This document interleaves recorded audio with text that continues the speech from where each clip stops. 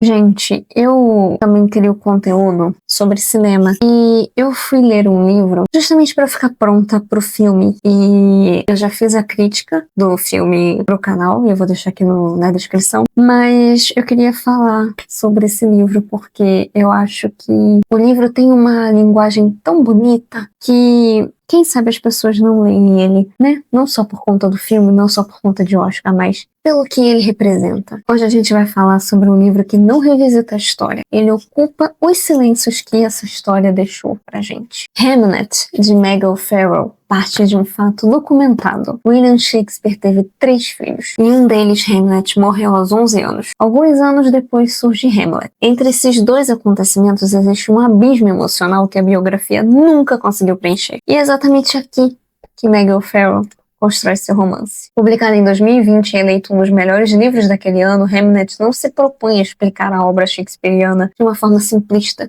Não afirma categoricamente que a morte do filho gerou a peça. O que ele faz é sofisticado. Ele imagina como essa perda poderia ser atravessada por aquela família. A primeira escolha narrativa já é reveladora porque o Shakespeare não é nomeado. Ele não tem nome. Ele é referido como tutor, marido, como pai. Tudo ali fica omitindo o nome de William Shakespeare. E esse é proposital porque essa decisão desloca o centro da narrativa e traz o foco para Agnes, uma versão ficcional de Anne Hathaway, que não é a atriz, é a esposa de Shakespeare. Essa mudança é poderosa porque ela rompe com a tradição de contar histórias a partir do gênio masculino e ilumina a mulher que permaneceu nas margens da história oficial. Agnes é uma personagem fascinante. Desde jovem ela demonstra uma sensibilidade incomum, ela lê pessoas pelo toque, ela entende das plantas, ela prevê padrões emocionais, anda com um falcão no braço. Ela não é tratada como uma bruxa, mas sim como alguém que percebe o mundo em outra frequência. E ao se casar, ela se torna o eixo emocional da família, enquanto o marido acaba partindo para Londres em busca de reconhecimento como dramaturgo e fugindo da família problemática dele, não a esposa e os filhos, mas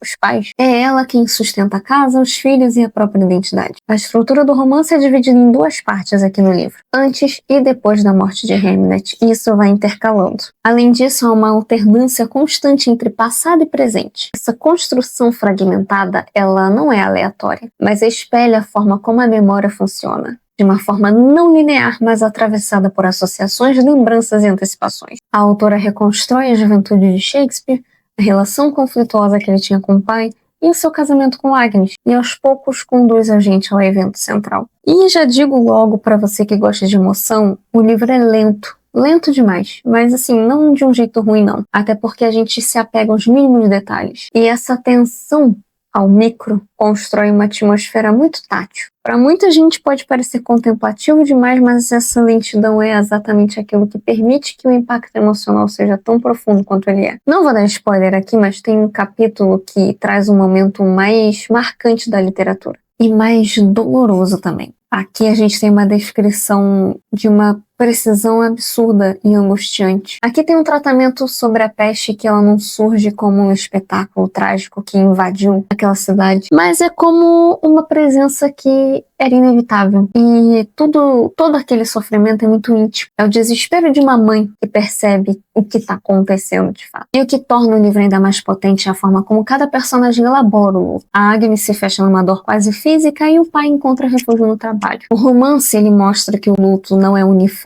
e muito menos compartilhado da mesma maneira. Até porque é óbvio, mas o óbvio precisa ser dito, cada um sente de uma maneira diferente. Um dos aspectos mais interessantes é a reflexão sobre a arte como a elaboração da perda. Quando Agnes vai para Londres acreditando que o marido seguiu em frente, ela descobre uma nova forma de permanência. A arte como tentativa de dar forma àquilo que a gente não consegue dizer. Até porque não é todo mundo que tem uma facilidade de contar os seus sentimentos, né? A peça que surge desse processo é apresentada como uma transformação. A criação artística é uma sobrevivência. É uma forma de lidar com a perda. Precisamos falar também sobre um debate de memória, até porque Hamlet, enquanto figura histórica, desapareceu quase. Mas vamos dizer que desapareceu, até porque o nome dele ele só é lembrado por soar muito próximo ao de Hamlet. E o livro traz essa humanidade para esse menino que foi esquecido. E ele acaba deixando de ser uma nota de rodapé para se tornar uma presença muito significativa na história e também pra gente. Alguns leitores também defendem uma coisa muito importante que eu me incluo. A adaptação dirigida pela Chloe Zhao intensifica muito mais a experiência emocional, já que a linguagem costuma traduzir silêncios com potência visual. Até porque o romance romance possui já uma força própria justamente pela sua interioridade, mas o filme consegue elevar isso ao máximo. Hamlet não explica Shakespeare, até porque não é o